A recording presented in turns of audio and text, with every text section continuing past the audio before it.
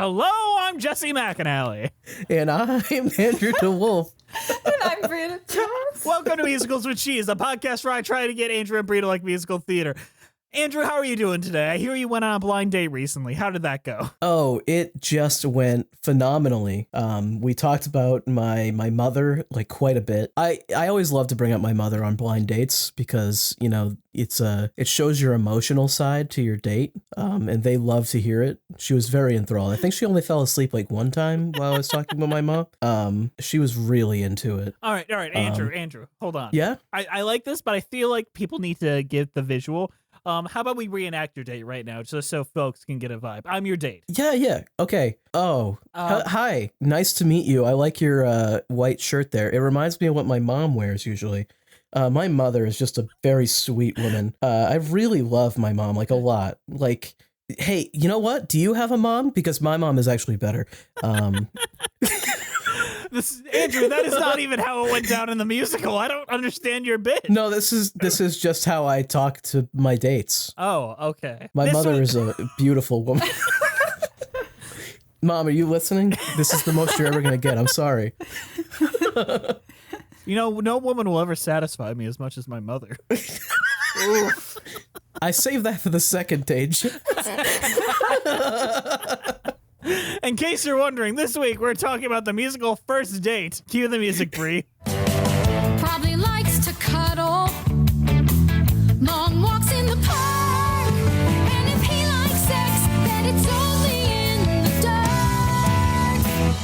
But that's just a first impression. I could be totally wrong. It's only your first impression. So First Date is a musical written by Alan Zachary and Michael Weiner, with music and lyrics by Austin Winsberg.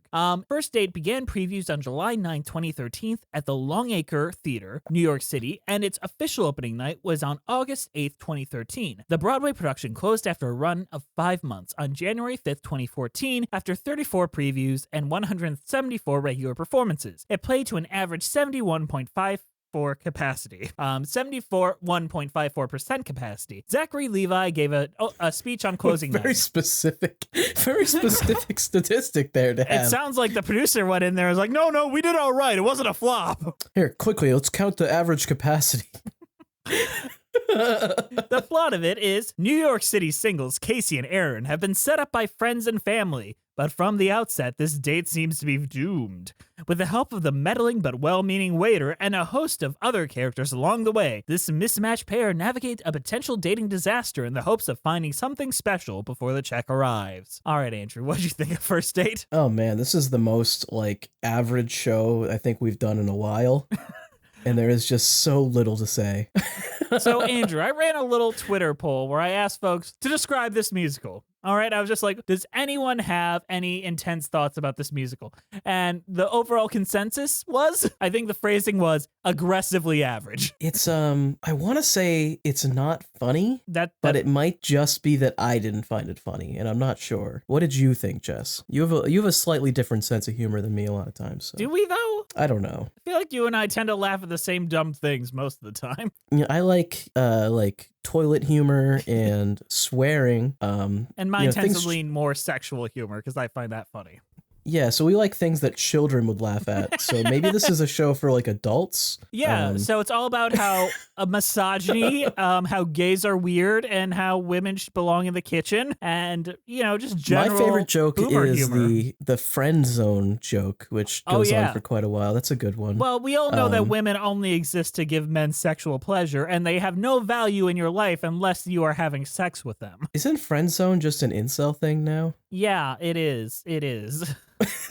But apparently it was a really big deal in the early 2010s. Well, isn't this like around the time where incels were starting to become a thing? I think it's right at infancy, like in its baby infancy. This is I'm looking at the review dates. 2013. This was yes, around. Sir. Nearly a decade ago. Incels. I remember like the whole Gamergate thing was like 2014. That was 2015. Like late 2014, early 2015. And then incels are like kind of right around that same time. Yeah. So it was at the very onset of, like, this is like hitting the turning point of culture. Like, this feels more out of date than shit released 20 years ago, strangely. Yeah. I want to say it's not that bad. But honestly, there's just so little in the show to like would I recommend this to somebody? And I don't think I would. Here's the complex thing. I think every song is good. I think the songs are very good. They're very poppy, and they remind me of other shows from I think around the same time period. Like what? Oh boy, I want to say it reminds me of like what was that one show by the guys that did Dear Evan Hansen? Dogfight? Dogfight. I want to say it reminds me of that. But What? is that even the same time period? I might be wrong about that. I think Dogfight was a little earlier. Let me figure that out. Dogfight feels like it was like 2011. That's around the same time period. It's only 2 seasons, right? 2012. No, these were a year apart. Damn, I am dead on. You are dead on. I will say, this feels like a whole different world of Broadway to me. Like, I cannot imagine this existing in Broadway in its current form. I'm shocked it made it to Broadway even then. But I'd prefer this than a Dear Evan Hansen knockout aimed at children. Oh, I mean, this is better than Dear Evan Hansen, for sure. Yeah. It's a one-act musical surrounding 2 celebrities that can do the job. No, I don't want to give the impression that I think this is bad. No. Because honestly, yeah, most of the songs are like, they range from like just kind of bland but not bad to actually pretty good. Yeah. And I feel like that's the range. I don't think there's any song where I'm like, man, that was awful. No. And there's a couple that I think, man, that's pretty good. Yeah. And like the story is so simplistic and like just grounded that you can't even really be like offended by that much. Like, even though they bring up stuff that I think is kind of like not good, it's still like, it's really not that big a deal, I guess. Okay, I want to try an experiment right here. Bree, Sure. you have not listened to this musical. Let's just assume this is a straight down the middle kind of musical that's trying to please everyone. What topics do you think are going to come up in this stage show? Just on the premise that it's about a first date. Oh, first date topics like your career and what you do, what your family is like, your hobbies, where you live, maybe like what you're looking for in a partner. Yep. All these things. Is there anything that's a little too whack, like things that came up? Honestly, okay, I'm seeing this in my head right now. Mm-hmm. You and Jake are basically the leads of the show because Oh Lord, let's please let's not do this. Okay, Just remember who's listening. Everyone. What? I'm so serious. Yeah, so Jake's Jewish. You're this indie alt girl. He's a little bit on the dorkier kind of like more like nerdy gamer side, and you're a little bit more on the edgy punk rock side, and then you guys somehow make it work in the end. Jake's also like a rock star, like he toured. Yeah. I'm ignoring that part to make my analogy work. Okay, I was gonna say. But there's an entire number about like how a Jewish man and a non-Jewish woman can't be together. I mean, that is a thing in the Jewish religion. Yeah. But I could convert. Are you planning to? If we have children. Okay. It's just interesting, and yeah, I just watched this. I was like, man, this lead girl reminds me a little of Brie. Edgy, kind of cool and rock starry. Oh, I take that as a compliment. And I love Krista Rodriguez. Someone needs to make her an actually good star vehicle one of these days. Brie does seem like the type of person that would friend zone somebody. Holy shit. Brie's not denying it. Not denying it at all. It would be me. Wait, No, Andrew, you're the waiter. Fuck you. I am the waiter. Did you? I liked the waiter. The waiter was great. I mean, yeah. I mean, literally, we could remake First Date right now. I could be, the best friend on the shoulder. I think we're missing like 2 characters. I mean, we can fill it in with our regulars. Brent could play someone. Brent would be the calling the guy, The bailout guy who exists for gay representation. Yeah, I'm pretty sure gay although it's like the worst representation. It is like the most like it's like the sassy bitch like gay friend representation, like awful. The worst kind of gay representation. It was out of dates in the 1980s. Yeah, I mean it's like 90s gay representation. Yes. Where it's like, yeah, like, okay, do we have any like real character here, or is it just the voice? But then he and the waiter get together at the end. So representation, Andrew. I think the better representation is the waiter. Yeah, I agree. The waiter's fun. He's a character. Does this show, like the timeline of the show, just take place over like one first date? Yes. Yes. Okay. There's like flashbacks though. Okay. There's a lot. This guy has way too much baggage. Like He does. Ugh. straight up. Mommy And- issue, ex-girlfriend issue. Just Slash an ex-wife issue. issue with women in general. Yeah. And like most of the show is like trying, like the girl falling in love with him and like getting over all of his problems. You know what? I feel And like then when she's like, I think we should just be friends, he's just like, I can't believe you would do that to me. Oh my goodness. I'm gonna go drown myself in the urinal. I'm gonna drown myself in the urinal. And then he comes back and he's like passive aggressive and like awful. Yeah. And it's just like, you don't even want to see them get together at the end because it's like, my God, what, like this guy is like a baby. Also, I do like Zachary Levi. He's a great actor. Weird fundamentalist Christian, but we're not going to talk about that too much here. Is he really? Yeah. No. Like, okay, so I've heard stories from people that have worked with him, and they'll just be like crew members and PAs. They'll just be like, "Hey, it's kind of great that you're doing this. I've been liked you for a while since Chuck," and he'll be like, "You know how I got here? The power of Christ." And then you'll just be like pawning off fucking pamphlets on them, like these poor PAs that are just trying to like go through their life. That's like Chad energy though. That's like you have the balls to do it, you know? Listen, It's like, man, you're a great actor. I really like it. And you know how I got here? Christ. So me and Liz are currently covering the Tangled show on Patreon, and I bring this up every episode because I think it's the most ridiculous thing on the planet. That's almost like I can forgive it, you know? Whereas like it's not like Chris Pratt like denies it kind of stuff, you know? I mean, Zachary Levi also is like, yeah, I don't believe in American Christianity. I believe in like my own kind of weird spiritual Buddhist thing. Yeah, so he's not a Christo-fascist. He's No. just like Oh, that makes me feel better. I do find him charming. Yeah, he just also pawns his shit off onto people, which I find ridiculous. I think it's kind of funny. I mean, it's kind of funny, but like, I grew up in a very Christian household, and like, people would leave like pamphlets as like a tip at a restaurant. Like, do not do that. Yeah, Holy don't do that. shit. that's horrible. They're paid under minimum wage. Like The Lord you have isn't to leave gonna a tip. pay my bills. What am I supposed to pray for more money? That's how I did it, and I got Well, okay, I'll Shazam. try it one time, and if it don't work, then I'm out. Gonna ask the devil. It's Doug Walker himself.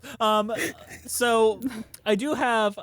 So you make a good point where this girl comes into this guy's life and basically says, "You're not cool enough. You're too uptight," and then makes him embrace all of his internalized misogyny over the night until eventually it comes off out in this like big number where I just want to read some of the lyrics where he just vents to his ex-fiance. And it's not even like you're a terrible, mean person. Let's just read some of the lyrics. Are you ready? Yeah, let's. Can I have some context though? So he's saying this to his ex-fiance. Is his ex-fiance on the first date, or is this a flashback? No, it's There's a lot of like imaginary people in this show. Yeah. Okay, like in his head type Yes. of. Yeah. Okay. Cool. Yeah. Thank They you. both have like imaginary versions of themselves, and they have like Their they friends. see like their exes and stuff like that. yeah. Okay, that makes sense. Thank you. Okay, so he sets up like, oh yeah, you were a great girl, but he's like, I was so fucking wrong. You're a bitch with no heart. You're a liar. You're a Satan, and I hate the way you snore at night. All your quirks piss me off, and I don't think I'm misstating the compulsive need to always be right.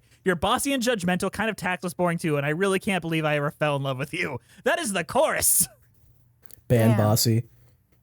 Like that's kind of the thing, and it gets worse.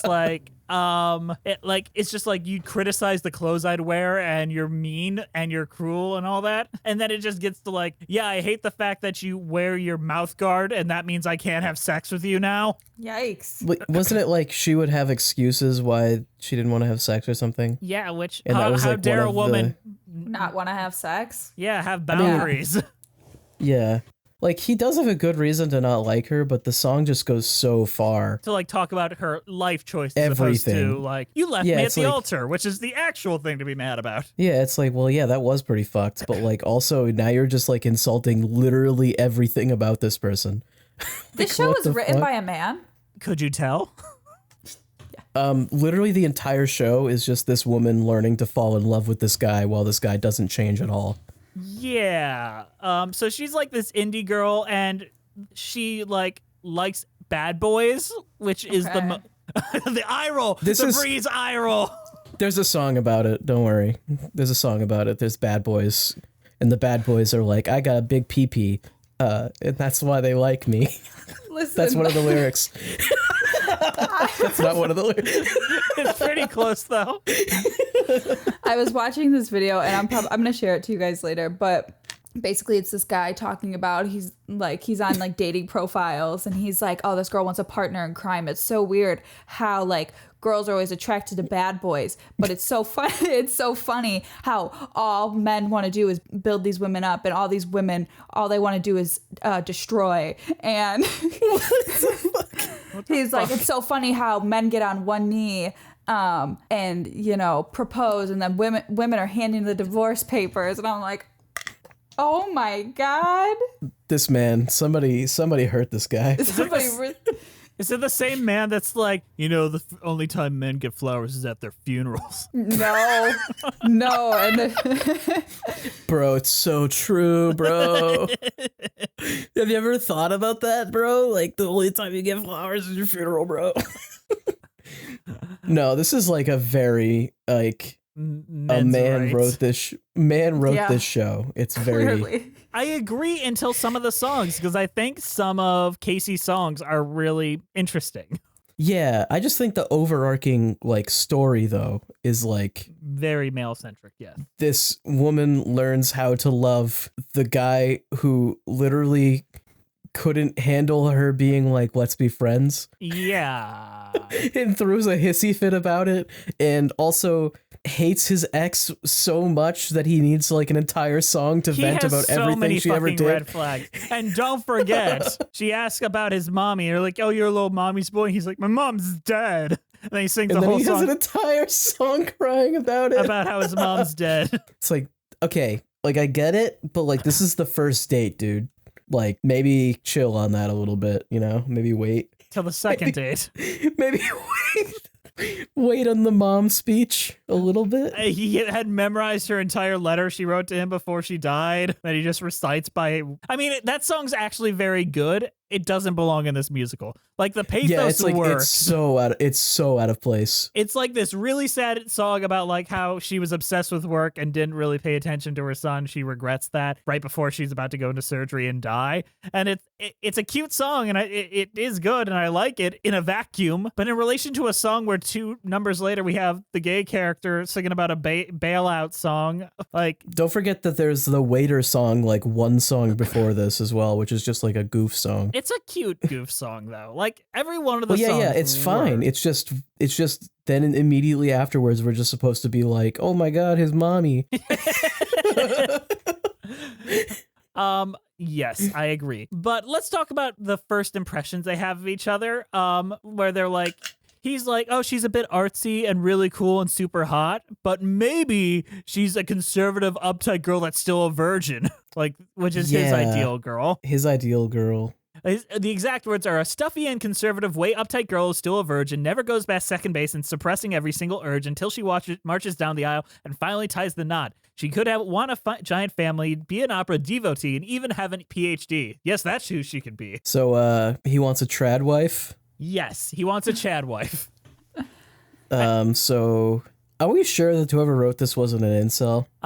So they were a TV writer who Have would we later checked go. like vol cells to make sure they don't have an account on there? They Like- did go on to write and create Zoe's Incredible Playlist, or Zoe's Neverending Playlist, which was on for 2 seasons. Okay. I have not looked into that show. People tell me it's good. Bernadette Peters shows up for an episode. But Brie, with that being the guys' first impressions, what do you think the girls was going to be? Oh God. I mean, I would assume like she's like red flags. Well, you're thinking of a woman written by a human being. This is written by a man. Then she probably thinks he's so charming. No. She's like, he's a Nah. bit annoying and overdressed. He gives the kind of vibe that says, look at me, I'm stressed. But she says he could be a nasty, uninhibited, ferocious tiger in the sack who rides a Harley, hits the gym, and makes his money dealing crack. To wealthy kids in private schools who treat him like a god. He could kick some ass just like Bruce Lee, engage in online piracy, and not take any shit from me. Yes, that's who he could be. This is literally it's the incel comics. It's like the yeah. It's like I'm like a nice guy who just wants a trad wife that I can take care of and she'll cook and clean for me. And all the Stacys just want chads who are bad boys. You're not wrong. It's literally like that's the whole show. Oh no. Yes. You're not wrong, Andrew. It's at an hour and 18 minutes. It goes by pretty quickly. I am still shocked to this day this hit Broadway. I don't think it would have hit Broadway if Zachary Levi wasn't in it. And he wasn't even like Shazam. He was just still Chuck from Chuck at that point. Yeah. He's definitely the best part of it. And he makes a character that shouldn't be at all like endearing a little bit endearing. Yeah, and he can sing. Like for a celebrity actor, he can sing very, very well. Yeah, so they do a pretty good job. A better vehicle for him is She Loves Me, where he plays a similar-ish character, and he does a lot better in that role. Also, She Loves Me is just better. I mean, She Loves Me is like a perfect musical, so it's hard to compare this one. Do you think the female character is a Mary Sue? No, in the I think Max Landis sense of the word, meaning just a girl that would annoy people on the internet. Oh, I mean, I think incels would call her like a Stacy. All right. You know what I'm saying? No, I don't. Please like explain. She's I don't cruise fucking brain Oh, cell I'm sorry. subreddit. You don't have the incel lore knowledge. No, So I love my life. Incel lore knowledge. Chads are like bad boys that get all the ladies, right? Stacys are the pretty girls that only want the bad boys. And then there's the incels they're the normal nice guys that just want to treat the women right. And just let them be in the kitchen like they should be, you know? They want the trad wives, you know? Is it really that hard to get laid? I'm so sorry, but what the fuck? That's so fucked up. Bro, it's rough out here, you know? Brie, what were you trying to say? When I first started dating Jacob. Yeah, was he an incel? No. Okay. I would have ran. He made me watch a whole documentary on incels. Oh, like, is that first date material? Is that what he did on a first date? Second date. Second date, I did it too. You did what? Really, like that's What's like... wrong with just showing him Donnie Darko or some shit? What are you, an incel? It was so interesting. I'm gonna send it to you guys so you can watch it too. Yes. Let us know so the children at home could listen. That's if it even is on YouTube still, but we'll find it. What? Oh, for like our first New Year's together, I made my girlfriend watch Dear Zachary, the most depressing documentary of all time. Those who know. Not a good New Year's movie. Let's just say that. Why did you make that happen? I don't know. I'm stupid, Andrew. Like, Happy New Year. Baby died. Boy died, and baby died. Real sad. Real sad Baby documentary. got thrown off the train. I should have shown her Bright Star. You're right, Andrew. You know what? It's time to throw our opinions into the trash and compare our thoughts to those of the New York theater critics when this first Did we came even out. have any opinions on this show? I feel like we didn't even say anything. What is there to say, Andrew? Just like, the music's fine, but damn, it's like it was written by an incel, bro. It was written by an alt-right conservative who definitely has talked to women 100%. And did you tell me how it ended? Tell me how it ended. Oh, they get together. Yeah, we didn't get to that. I'm so they sorry. get together at the end. Oh, they do? They get together, and also there's this guy that keeps calling all the The time. bailout call. It's if the The date's going bailout bad. guy. Yeah, which I assume you would want to like text the bailout guy This is in and let them know that 2013. Boomers didn't know about texting yet. like, what did you just tell the bailout guy to call you repeatedly? I've Like, had a code word since like high school for for a bailout. Just yeah, type wouldn't the there code be word. like, you want to like send them something and let them know to do that Call though, right? you. Yeah. Yeah, this is just he just calls over and over again. I guess like, for maybe no that would real look reason. too sus. Like you texted Yeah. someone, then you get a phone call. Maybe. But nowadays, everybody gets text messages so often. But the bailout guy eventually it calls so many times and is just like, oh, You've been murdered They're and not kidnapped. they're not answering, but they definitely need a bailout because I suppose all dates just go badly. So For this person, every date it's needs meant to be character development, Andrew. Yeah, I guess. So then this person, I guess the saying their name is Reggie, I guess is the bailout guy. Reggie goes to the restaurant and they're already gone, the date, and they already like each other. But Reggie falls in love with the waiter. Yeah, and they have a reprise of the First Impressions song. Yep. So if there's any redeeming quality, I suppose it's that. Yeah, that's the one part of it that makes it so, hey, maybe an incel didn't write this. That felt like a studio note, like a producer note. I don't think a studio would tell you that you need that though. Broadway's a little different. Yeah, you're right. If it was a movie, they'd be like, hey, you should remove that. But if it's a Broadway, they're like, hey, you should add that.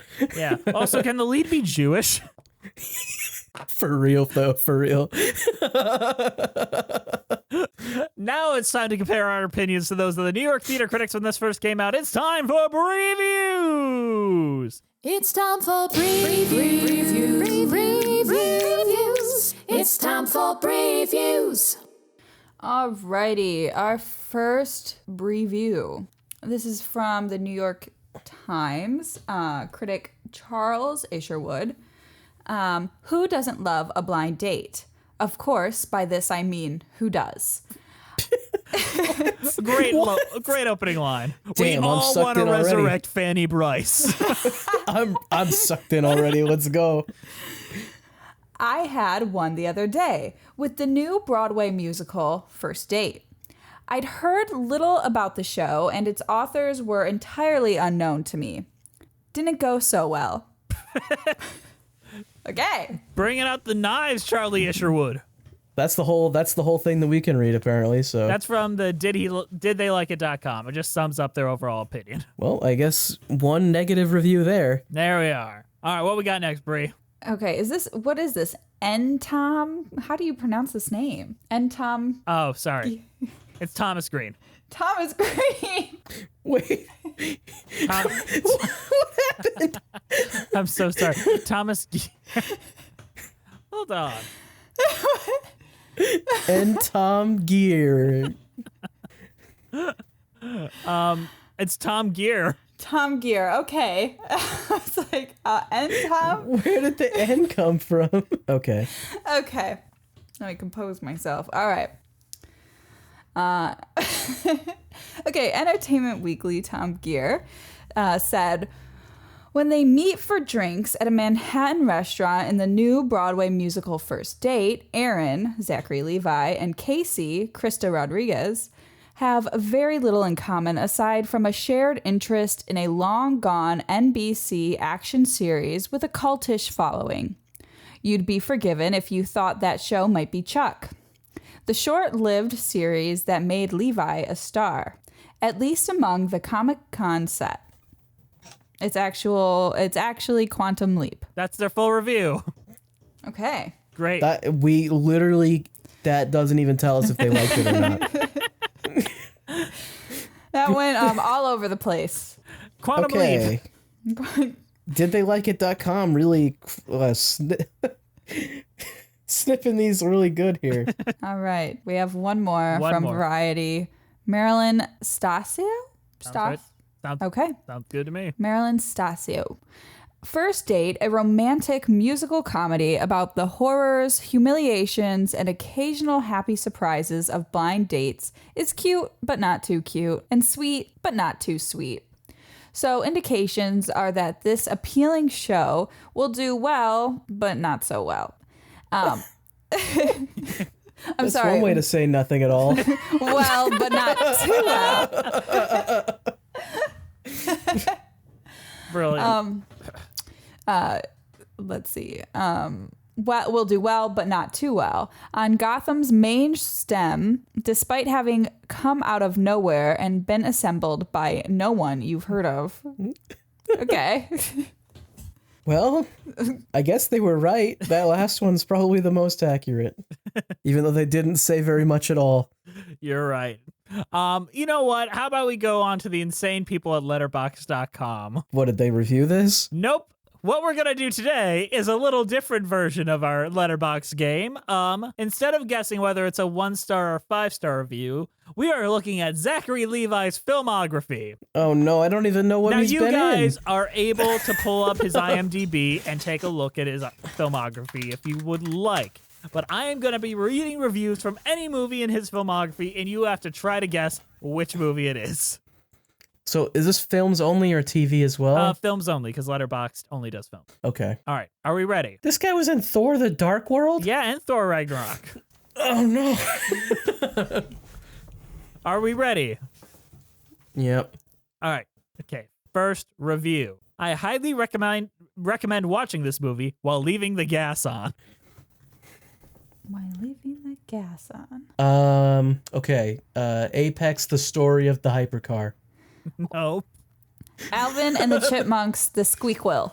Wrong. It was Big Mama's House 2. How would anyone have guessed that? Are we ready for the next one? Yes. Yeah. I think this was shot on film. Film?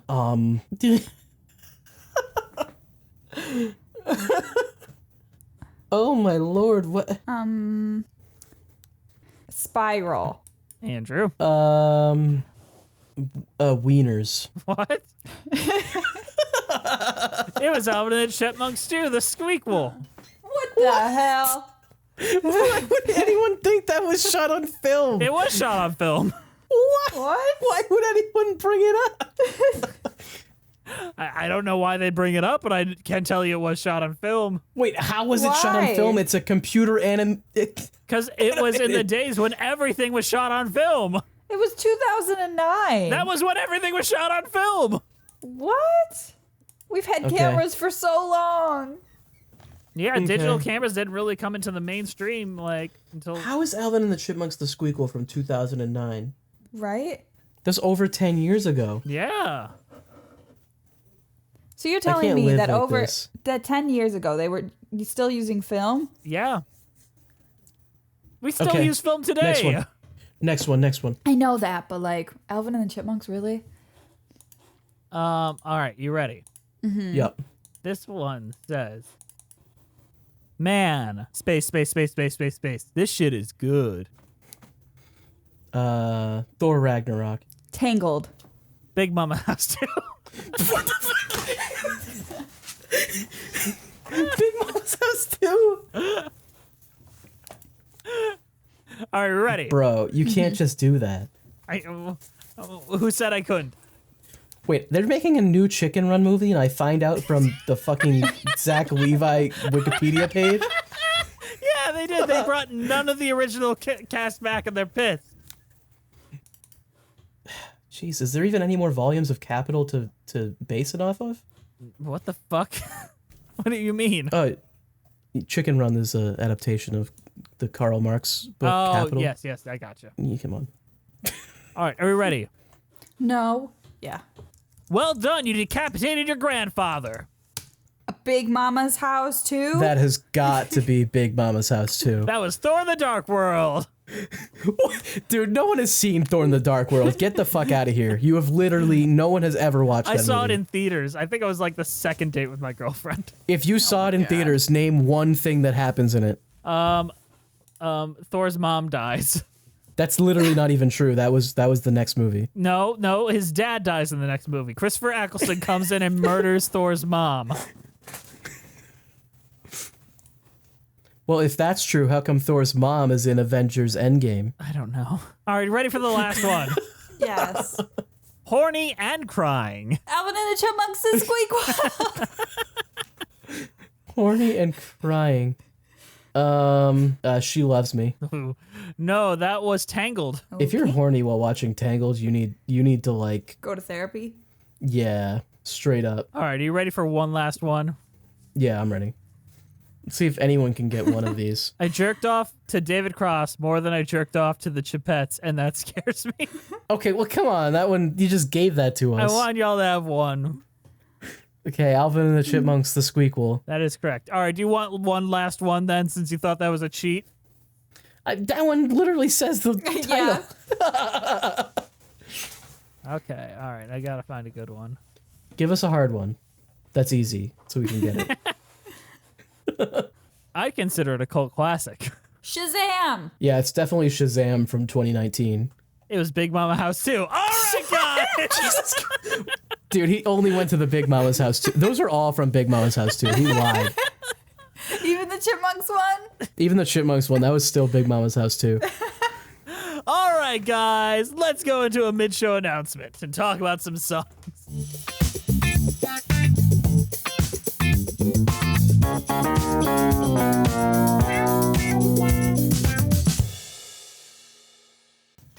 Hey guys, sorry to interrupt you in the middle of the show, but we've got a shill at you. Bree, tell us a little bit about Patreon and what's going on over there. Patreon is this awesome place where you can get exclusive content. There's podcasts. They're watching Tangled right now with Zachary Levi. From Big Mama's house too. Big Mama, you may know him from Big Mama's house too. Not much else. Definitely that. You definitely know him from there. And Thor the Dark World. And Thor the Dark World, yeah. But over at Patreon, you get videos of the podcast we're recording right now, additional podcasts, a ton of stuff. You can even request musicals depending on the tier. You can even be on the show. Oh yeah, forget we gotta promote that one more. If pay top tier for what, 2 months? Yep. And you can come on the show. Yeah. I would love for one of you to come on the show. Sammy Not for did all it. Of you to Nina come on the did show. it. Joseph Evans Green is gonna do it. But that's what's over on Patreon. How about Andrew I tell you who's Or supporting us? Jess. Yeah. Our current patrons are Melissa Goldman, Leighton Ackles, Danielle Renix, Jess the Stampede, Ewan Cassidy, Monica Thoreau, Mina Maneri, Brent Black, Nathaniel Stacy Coombe, Joseph Evans Green, Carrie Ahern, Mary Lou Choquette, Jean Van Als, Russ Walker, Musical Hell, Emily Gracie, Kyle Summers, Jen A.C., Scoot in the Technicolor Dreamcoat, Liz Lim, Allison Stellar. Nothing is certain except Beth and taxes. Thespian, Ren Cullen, Raphael, Martina Salaz, Robert Benjamin, Jessica T, Mitchell Young, Chai Teacup, Katie McDonough, Timothy Keys, Chris Marcotte, Mimu, Kiji Marie Anastasio, Layla, RJ Narija, Even Regan, Charlie Bede, Patrick Deering, Avery Brinson, Joe, Mary Lynn Brown, La Femme Fictionale, Bjorn Hermans, Mac the Knife, Erica S., Toriana Frazier, Sammy the Most, Lopez, Diana Morton, Angela, Kaylee Blazier, Birdman69, Daniel Smith, Cinemageddon Reviews, Villainous Miss, Shona Enders, Sophina Ali, The Omega Geek, Tori C., Katrin Evans, and Paige Pearson. They all give us a little extra financial support that helps us keep the light on here at Musicals with Cheese. If you'd like to join them in supporting us, get tons of fun perks such as Patreon commentaries or episodes a day early or even earlier, come join us over at Patreon. All right, let's get back to the show.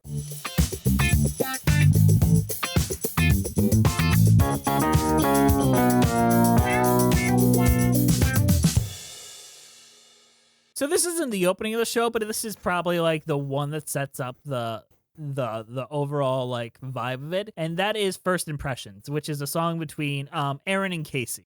She's a little artsy. She's hip and cool.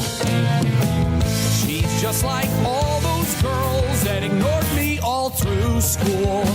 She's kinda indie and pretty hot. She's a lot like all the things that I am not.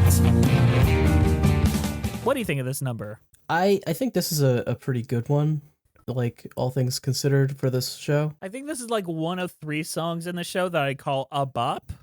Yeah, it's the one that really does the most with the premise, I think, Yes. where it's like, wow, this is like an actual like date, going on. Like they're both, they both are just meeting each other and we're getting to see what they're thinking about each other. I think it also shows off a good vibe of what they're looking for and why, by what we know about them on the inside, they would not be a good fit. And basically the rest of the show is them trying to convince us why they would be. Yeah. So it's like, here is the argument to the contrary, and we're going to spend the rest of the show to try to get you to the other side. Which, in and of itself, is a fun premise. And I think of all the songs, I think this one is probably the best. At least in my opinion. I understand that. There's like one more that I think is better. Okay. I do want to Unless we're say, counting the Mother song, which might be more effective, but honestly, I feel like it's so out of place in the show that it's like, I don't even know if I can say I think it's good. we'll talk about that one a little later. But this song, I like it because it's catchy and boppy and makes you excited, and it gets stuck in my head a lot more than all the rest of them. Understandable. Like, I think the song is certified fresh on Rotten Tomatoes. I would give it, like, the little red tomato, not the green splat tomato. Okay. All right. I can see that. Let's talk about pastiche song, The Girl for You. Yo, Dad, what's up? I'm sorry. Dad? What? You don't recognize me? I'm yours and Casey's future son, and I am like beyond messed up, so thanks for that. You got me so confused, I don't know which way to choose. Do I celebrate Christmas or Hanukkah? Either way I lose, cause I don't know what to believe in with the mixed signals I'm receiving. Now I don't fit into a box, I'm strung out without and I can't detox. Should I live life for the moment or should I kneel and repent? Do I believe the Messiah's coming? I came and went. I saw Fiddler on the Roof. You like Fiddler on the Roof, don't you? Remember Fiddler on the Roof? And also, I'm going to put a rap number in the middle of this. Yeah, that part was a little bit weird. What happens in this song, Andrew? I mean, this one is they're just singing. Oh my goodness! So Casey reveals that she's not Jewish.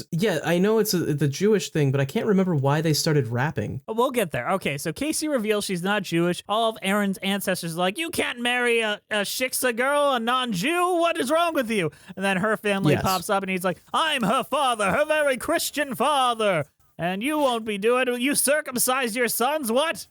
Yeah. And then he comes out rapping hypothetical son they might have that's confused over their like religious identity. The son is the one rapping, right? Yes, the son is the one rapping. Yeah, I was like trying to remember what the rap was even about, but yeah, that makes sense. Honestly, this song is just kind of weird, and I don't think the show didn't bring its best for this one, I don't think. Yeah, it's strange. Like, I get what they're doing. Like, yeah, remember Fiddler on the Roof? We're going to take Fiddler on the Roof, but make it jokey.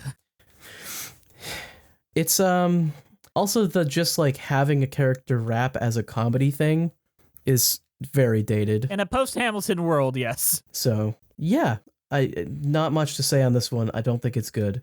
Yeah, no, I get you. How about That's Why You Love Me by Casey's ex-boyfriend? Now we're in the certified classics. This is one of the best. Really? Are you being genuine here? Okay, no, you're not. I never open up your door. I never shower you with praise. When you call or text my phone, I don't reply to you for days. I can't hold down a job. I failed my GED. I'm angry, then indifferent. And babe, that's why you love me. That's why you love me. So, Andrew, set up the premise so I can read some lyrics to Bree. All the bad boys show up and they're British. Yeah, and they're like punk rockers, if you want to call them that, I guess. And they sing about why she loved them because they're big meanies that have giant peepees. So it opens with, so we got edgy rocker guy and edgy British guy, and that's their names. Ooh. That's it. Yeah, that's their name. The lyrics go, I never opened up your door. I never shower you with praise. When you call or text my phone, I don't reply to you for days. I can't hold down a job. I failed my GED. I'm angry and indifferent. And babe, ooh, babe, that's why you love me. I take you out to awesome meals, but can't afford to pay the check. I'll pledge eternal love, then leave your place right after sex. I'm sad. I say I'm always booked, but in truth, I'm usually free. I canceled on your birthday, and babe, ooh, babe, that's why you love me. A man wrote this. Are you gonna say, Brie? Yeah. Man, women just pick the bad men. That's the problem with society, honestly. Mm-hmm. If men just picked the good guys like me, then, I mean, the world would be a better place. I don't understand where that myth came. Brie, maybe as someone that has lived that experience, why does that fucking trope happen so much in media? What, the bad girl, or the girl's like the bad guy? Yeah. I don't know. I mean, I guess like even think back to Greece. Like, I don't know, Sandy, this really good girl, falls for Danny Zuko, the bad boy. Like, I just think it's weird. I don't get it. I think it's like men insecurity thing where it's like Yeah. every guy sees themselves as like a nice guy and all the other men don't deserve women and they're all bad. So women obviously pick bad guys because they didn't pick me. Right. Yeah. I think the argument could be made that like some like insecure men see confident men and think they must be bad because they're confident. I mean, there's that. Yeah. I don't know. Like, it bothers me because it was so pervasive in our media growing up. Or it's just ripping on people who are poor. Really? Explain that. I mean, what are half the tropes about these bad guys? This that they don't have enough money and can't hold jobs. Yeah, it's but basically you just gotta like why do women fall for poor people? That's a good. Poor, uneducated people. I love the poorly educated. I know you do, Andrew. Yeah, not a good song. And it ends with, I know Andrew said it a bunch of times, like, not even as a rock, just like as a rhyme or anything. It's like, I got a giant penis and ooh, babe, ooh, that's why you love me. And that's the last line of the song. That's the punchline, guys. That's the level of humor we're working with. See, I'm so sorry. that gets to the core of it. The real reason the ladies love them is because of the pee-pee. Yeah. Ooh, that sounds like insecurity. About their own peepees or just in general? About their own peepees. Pee-pee, very small. However, that song is followed up by a song that gives Casey a lot of characterization and reasons behind her choices, which I feel sounds reasonable, and that's the song Safer, which I do like. Seen a million movies all selling true love. Fantasies I'm not sure that I'm worthy of. Caution to the wind, my heart's been on display. Still the end result is it's not gone my way. So when I date some new guy who's a deadbeat or jerk, at least I'm not so crushed when it all doesn't work. So this song is about like how she's dealing with like her own insecurities and how she's like building up walls just because she wants to kind of like keep herself safe and all that, and doesn't want to be with anyone that'll really matter because like she's had bad experiences in the past and kind of wants to just fly by night because it's easier and safer to not try, which I thought was like an interesting like introspection for like a show about having a giant penis and like how women don't like the nice boy. Isn't this just a nicer way of saying that women pick bad boys, though? Yes, it is. Yeah, I mean, it's just a slightly, it's a like yet another rationalization. Yeah, it makes her emotionally unavailable. You ready for some lyrics, guys? Let's do it. Because you're right, Bree. You're 100% right. Caution to the wind, my heart's been on display. Still, the end result is not gone my way. So when I date some new guy who's a deadbeat or jerk, at least I'm not so crushed when it all doesn't work. When you're once unafraid, wear your heart on your sleeve, and the ones that you love choose to turn and leave. Every day it gets harder to somehow believe you will survive, so you strive just to keep up your guard, because it's safer to hold every card. I mean, I think it's just another way of saying, like, okay, she's emotionally unavailable. That's why she chooses the bad boy. Like, that's why she's... But this time we're taking it seriously instead of making a joke. Yeah. Yeah. Like, she could just, date who she wants to date. Yeah. The thing is, if you look at the arcs, because this is like her problem that needs to be solved as a character is that she dates the bad boys or whatever. And so her arc is that she becomes more open to this guy who wants like the trad wife. And then the guy's arc is to realize that his ex-girlfriend was a big mean jerk and to yell at her. Yes. We talked about the Waiter song enough. We like that song. But, Andrew, we got to talk about the Mommy Issue song. All of the hours spent at work, consumed with my career. I wouldn't blame you if you thought I didn't care. Graduations that I missed, all the games I didn't cheer. I never told you then, but how I wanted to be there. I'm so curious about this mommy issue song. Read me some lyrics. Andrew, describe the premise as I get the lyrics up. I'm pretty sure it doesn't even really come out of anywhere. She's just like, "Are you a mommy's boy?" or something like that, out of kind of like nowhere, and he's just like, "Hang on a second, I've got my mom's death note memorized. let me just read that for you." And then Does she say the words, "Are you a mommy's boy"? Basically. Like, I'll bet you're a real mommy's boy. Like, always did what she said and all that. But yeah, because she's like teasing him for not being a bad boy like Right. the one she likes. Oh, yeah, okay. Yeah, because, one character trait is too much. Yes. So yeah, so then he's just like, "Well, actually, my mommy is dead, and I'm still a mommy's boy, but she's dead." I kind of like the staging and the idea of the song where he reads a letter and then the mom comes up and reads along with it and it becomes a duet. I kind of like that as a staging No, idea. it's like, it's actually pretty good. It's just like, what the fuck is that doing here? Because then immediately after this, you just get the bailout song again. Yeah. And immediately before this, you had the I'll Order Love Waiter song. And this never comes up again. All right, are you ready for lyrics, Brie? Yes. So he's reading a letter, and this is where the mom comes in. Haven't been the perfect mom, but please know that I tried. I did the best I could, and that was the best that I could do. Now I'm facing a future that's uncertain. I cannot say what lies ahead. I won't give up. I'll face my fears and fight back years of uncried tears and tell you all the things I never said. And he's like, yeah, I was considering my career and all that stuff. And yeah, and that's the chorus. Bit of an overshare for the first date. Yep. Yeah. I mean, then he also explains, like, my ex-fiance left me at the altar, and I'm still emotionally damaged from that. That's And her response is, "Oh man, I'm gonna go cut a bitch." I hate her because she did that to you, person that's Oh been my an God. asshole to me all night." Person that's been basically in the incel spectrum all night.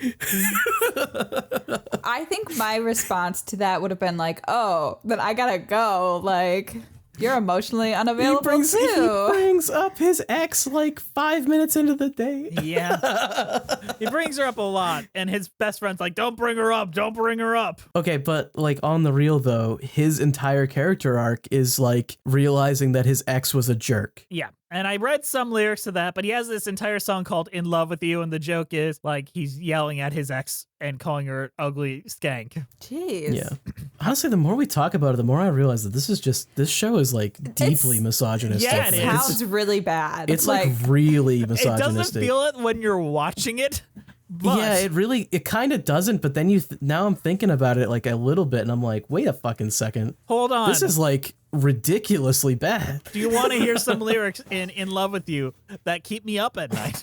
Yes, please. You always criticized the clothes that I would wear and found a way of pointing out my thinning hair. You turned me vegan, which I totally despise, and I'm pretty sure you laughed that time I said let's compromise. If you were shot or beaten, run over by a truck, I guess that I'd be sad, but then again, it wouldn't suck.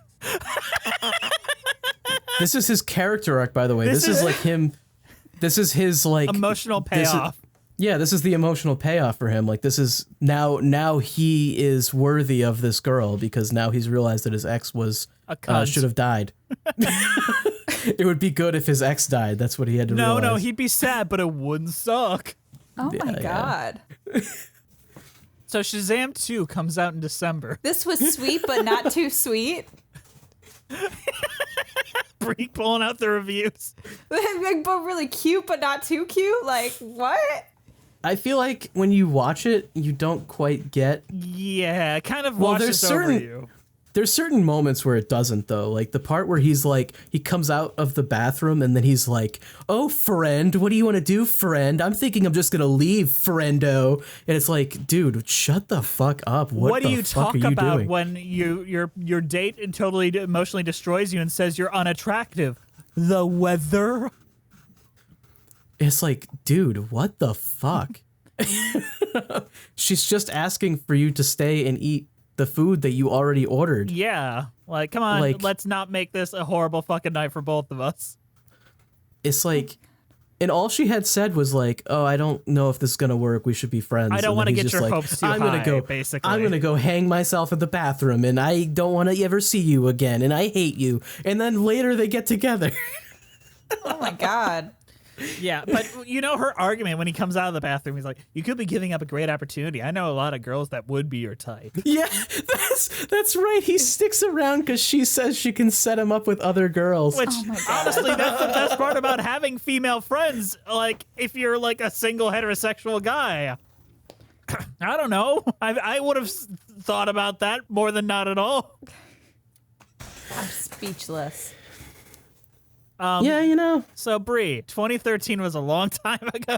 maybe it's a good thing this kind of went under the radar and never really came yeah. back. Fun fact, during the pandemic, they did another pro shot of this with Samantha Barks. Like, it was shitty and pandemic pro shot, but they did do it. Why? Because, there wasn't enough theater going on then. They could have picked anything else. Guess not. Well, this is a one act though, and those aren't as Yeah. common. Yeah, this was real short. True. Like, this is a good college musical if they, like, trim out the misogyny a tiny bit. I'm not sure how you do. Let's talk about the finale. Something that could last. We could make it to tomorrow if I'd only take the chance. Yes, for the love of God, take a chance. If we say goodbye forever, would I miss some true romance? It's a definite possibility. All the burdens that we carry. Need to let them go and fast. So there's not one perfect moment, but rather there is something that will last. Where they get Yeah. together. I mean, this isn't gonna last. I mean, if we're looking at it, from this The red one flags day, are the red fucking flags everywhere. And basically, they are just gonna like shake hands and move on, and then they're like figments of their imaginations. Like, come on, get into it, go on, guys. Yeah. I don't think it's gonna last very long. No, I think the song is sweet though. It's fine. yeah, it's like Maybe if the lyrics are maybe cute. if it didn't come after the show, it would ring more true for me. That's the same But- thing with that Mother song. Like, that Mother song's sweet if you didn't watch the rest of the show with it. I feel like there's a lot of stuff you have to forgive for this show to be good, and I'm not really willing to do that. I also don't think it's worthy of that forgiveness. So Yeah. Zachary Levi is charming, though. Like, I think his charm effectively makes you forget how misogynist it is. Like, if any, like, actor just stepped into this, it would be a lot harder to accept. Yeah, I could totally see that. He is so charming. Yeah. And he's, like, backstage, like, have you found God yet? I'm Shazam because of Jesus. Brie, I know we've got a BuzzFeed quiz we got to do real quick. Let's Yes. pull that up, roll. What is it?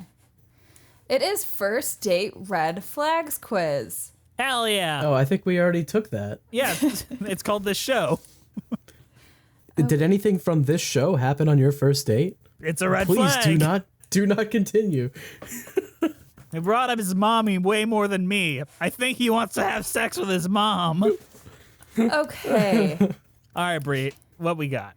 Okay, I will read the description really quick. It says, here's the deal. Below are several first date scenarios. Your job is to decide if you would consider these behaviors red flags. Okay. Assume this is your very first impression of the person, meaning this is a first date with someone you met on an app or through a friend, not someone you've already had an established relationship with. Let's pretend it's Doug Walker. And that there. Okay. Okay, let's go. We're Okay. on a date with Doug Walker. Already, we're ready. Okay, Okay. first red flag. First It's red Doug flag. Okay. First red flag. They arrived 20 minutes late, but apologize. That's not a I'm red gonna flag. go not a red flag. That's not a red flag. Shit happens. Well, I don't know. I think I would expect a text in advance if I'm gonna be real. 20 Yeah. minutes? That's not nothing. I would probably leave after 20 minutes. I would. I'd stick around. Legally, you're allowed to leave after 15 minutes if they don't show up. That's school. Okay. You order water. They order a shot of tequila. That's not a red flag. You drink whatever you want. Yeah. Wait, who's paying? Am I question. paying? Do I have to pay? We're going Dutch. We'll say we're going Dutch. It's a first date. No Doug Walker pays expectations. for his own on his first date. Okay, if they're paying for the tequila, that's fine. But if they're just like on my tab and I order a water and they order an expensive drink, well, that's a red flag. Okay. Well, we'll say not a red flag because I think Yeah. me and Jess would agree over there. Okay. Oh, so more people thought this was a red flag. That's a red flag, Andrew. That is a red flag. We are Okay. wrong. I think they Bree. might be. I think they might be thinking how I'm thinking. Yeah, maybe. They asked to see a kids menu. I'm gonna go. Hello, I am the nostalgia critic. I would like to see a kids menu, please. I review all the kids menus at all the restaurants because I am the nostalgia critic after all. I I'm gonna will go have the red chicky flag. fingers. Bow, wow, down, down, down. Red flag. Very much red flag. Doc Walker should not be reviewing the children's menu. Okay, Look, the but chicken tenders are usually on the menu 41% too. 41%. Thought that it's not a red flag. Like I definitely see that as a red flag. Okay, you can use the kids menu to order appetizers. So Did he just want to draw on something? hang on, I've been working on my art skills. Get me some crayons over here too. Okay, It's they a duck. mentioned. It's a duck. Very good. They mentioned that they once brought their ex to this restaurant. Not a red flag. Yeah, I don't know. I would see I'm it as a saying red flag. How early did they Who mention picked it? the restaurant? I don't know. These are all just scenarios that Like- we've Yeah, been there's- given. If I There's pick the certain restaurant, they context just here. brought that up. Like, I don't mind that if they pick the restaurant If and they bring pick it the up. restaurant and then you walk in and the first thing they say is, "I once brought my ex to this restaurant." I once brought my ex to this restaurant. But That's right. They'd say it like that But because what it's a is the nostalgia point? critic. What's the point of bringing up your ex? I've been here before. Is What a if way they're be- Yeah, It's it's a a way- very nostalgic? They're very nostalgic for their ex. and they're critical then that's though. a red flag. 80%. Yeah, no, I'm saying red flag. I flag. think it's a red flag. It's a weird thing to say. 80% says it's a red flag. 80% said it was a red flag. They changed their order 3 times because they can't decide. No. No, that's not a red That's flag. not a red Just flag. No. weird. People Yeah. are allowed to be weird. That's a red flag to people, though. 56%. Nah, get out of here. People Okay. are absolutely wrong on that one. They order for you, and Red it's not flag. even what you wanted. Red That's- flag. Yeah, that's like definitely. He red will flag. have What the fuck? chicken nuggets. And then they start eating off your plate. I should have ordered that. I should have. Wait, I did order that. They don't put their napkin on their lap. I don't think this is Where is do not they, a do red they flag. put it in their collar? Where are we eating? Are we eating at like a 5-star restaurant or are we at the fucking 99? McDonald's. I brought my think- ex here once. Yeah, where are we eating? If we're at like a 5-star restaurant, like okay, yeah, that's a little like Assume bad an manners, I Applebee's, guess. maybe. If we're at Applebee's, then if you put your napkin on your lap, I'm looking at you like you have 6 heads. Like, did you just fucking put your napkin on your lap? We're at fucking Applebee's. Funny you should mention, Doug Walker like didn't bring people to Applebee's. I hear that was a pretty big thing that he didn't do. Like there was not enough people to fit into the car to bring to Applebee's, so he just told him to wait at his house and they'll eat later. You don't know about that? He's by himself. No. It was during To Boldly Flee, and they couldn't fit everyone into the car, so he just said, "Guys, you guys aren't getting Applebee's," and then left him at his house. We'll bring you something That's there. amazing. That's amazing. Okay, so 9% of people do think it's a red flag if their date does not put their napkin on their They're lap. wrong. That Yeah, 90% that's wrong. whack. Absolutely whack. They loudly slurp their drink. Now, I don't know if this is a red flag, but it could be annoying. It's weird. Weird, not a red Are flag. they doing it on purpose, or is it just like a thing that they're doing? Like, is there clearly Is it a no bit? drink, and they have the straw, and they're going, you know, like, Eyes rolling back in their head.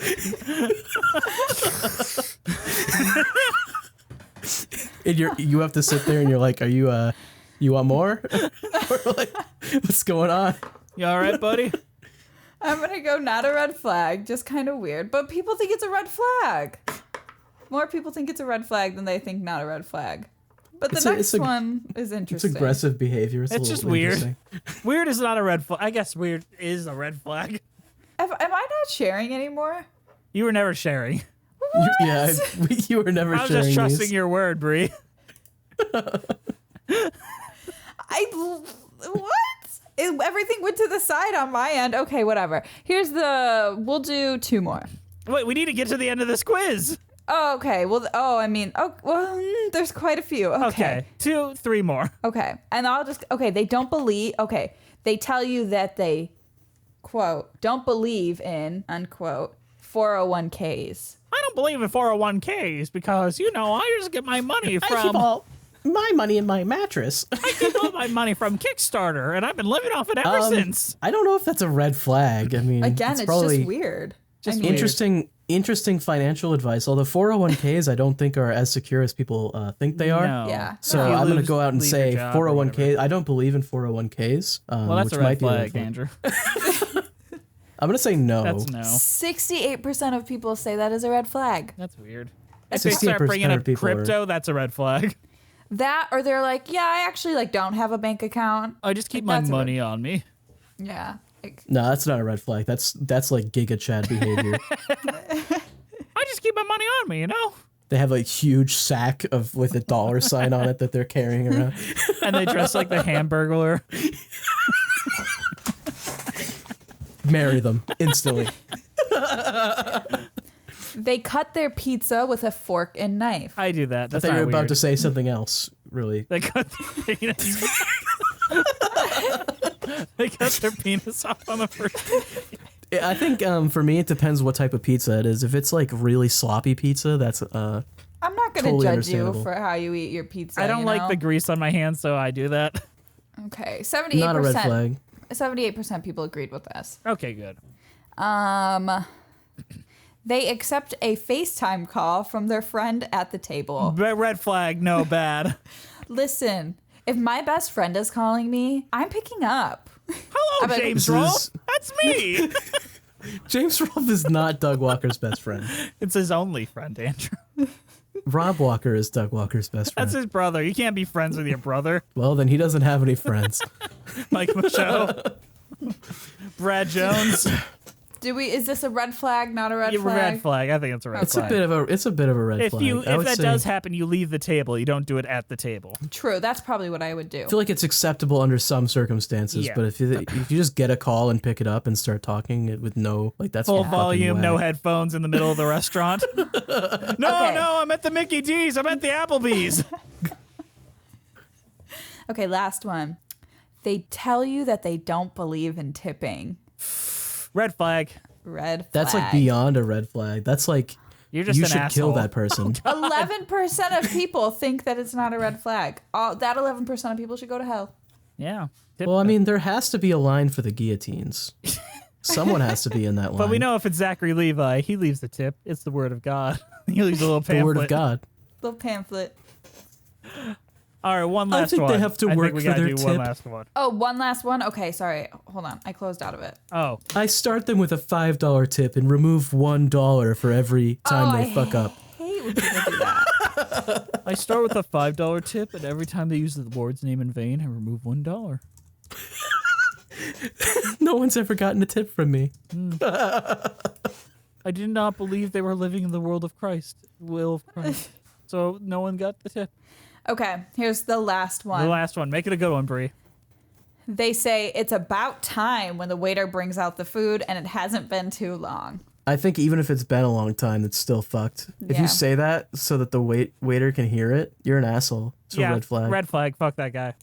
Yeah. Well, red it's flag. about time. I have been waiting with my date for 3 hours. 3 hours. We ordered so long ago that I could watch a tape of us doing it and review it on my show, The Nostalgia Critic. Because I'm nostalgic for it. It was so long ago. That's the joke. All right, guys. You know who definitely is nostalgic for the start of our episode? Who? Our wonderful patrons. Thank you guys for listening. Please. Oh, wait, no, hold on. Hold the fuck on. Fuck that shit. What's your overall thoughts on First Date and your cheese ratings? Bree, you're on first. Okay. I don't want to see this. I love Zachary Levi, but this sounds like too much misogyny for me. But according to the reviews, it's just pretty average. So I'm just gonna give it like an average Havarti. You know, it's whatever. If they got it, I'll eat it. All right. What about you, Andrew? Honestly, this is, aggressively average is a pretty good way to put this show. And after thinking it over, it's it's a bit of a whack premise for a show. So I don't think I recommend it.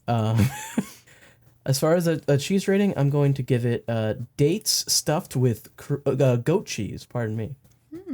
I like that because dates. That's clever, Andrew. You're putting some effort into this. Oof. Proud of you, Andrew. I think this has a good album. I do think that this sincerely has some good banger songs in it. The songs are decent. I think the leads bring what is a D- material to like almost B-, like just in their performances, and I feel like that does a lot of the legwork for what is not great stuff. However, that being said, it's overall probably not that great. So the only cheese I can give it is a grilled cheese from Big Mama's Coffee House. All right. What the fuck, dude? Come on. What do you mean? Bruh. What's wrong? It's on Commercial Nothing. Street. It's all good. Can we watch Big Mama's House? Big Mama's House 2. Only 2. I'm sorry, Big Mama's House 2. Is there a musical version, you think? It's already a musical. Yeah, it's got probably songs in it. It's like every Tyler Perry movie. It got songs in it. Okay. Because Tyler Perry writes real life. On that note, thank you guys for listening to the show. Please follow us on iTunes, Spotify, Stitcher, and Musicals with Cheese. We're on Twitter at Cheesy Musicals, Patreon Musicals with Cheese, Instagram Musicals with Cheese, YouTube page Musicals with Cheese. We have a Patreon-only podcast called Patreon with Cheese. Email us at musicaltheaterlives@gmail.com. Our keeper of the cheese is Juliet Antonio. You fucking rock, Juliet! This show is produced by the wonderful, the incredible, one of my favorite human beings on the entire fucking planet, Brianna Jones! Thank you. Our theme songs were created by Robin Nash of IOU Music UK. Thank you to the Broadway Podcast Network for having us on the platform and for not kicking us off for talking so much about Big Mama's House 2 and the cinematic marvel it is. I'm excited for the one person whose first episode of Musicals with Cheese is First Date, and they were like immediately inundated with nonsense. Thank you. All right. Anything else we have to say before we wrap this up? No. You know what? If this is your first time listening to Musicals with Cheese, and this was like a first date for you, if you say, would you think that this is something that might last? Probably not. I mean, if this was my first episode, I'd give up right away. You know what, Andrew? You're right. We had a bad first impression, but they could be totally wrong. It's only a first impression. And even when the impression is strong. True. All right, we'll see you next time on Musicals with Cheese, because you're definitely coming back. Bye-bye.